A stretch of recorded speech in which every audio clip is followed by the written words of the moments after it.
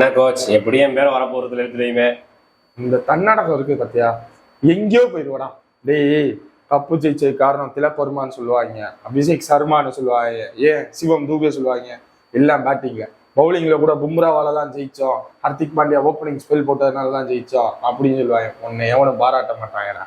ஆனா எனக்கு தெரியும் உண்மையான காரணம், நீ ஒருத்தனால மட்டும்தான் ஏசியா கப் கையில இருக்கு பவுலிங்ல அப்படின்னா அது நீ தான்டா. நீ போதும்டா எனக்கு.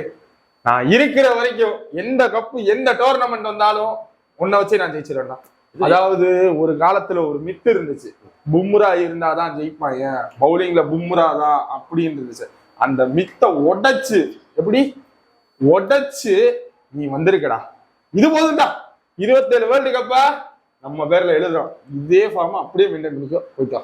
என் ஆசீர்வாதம் உனக்கு எப்பவும் இருக்கும்.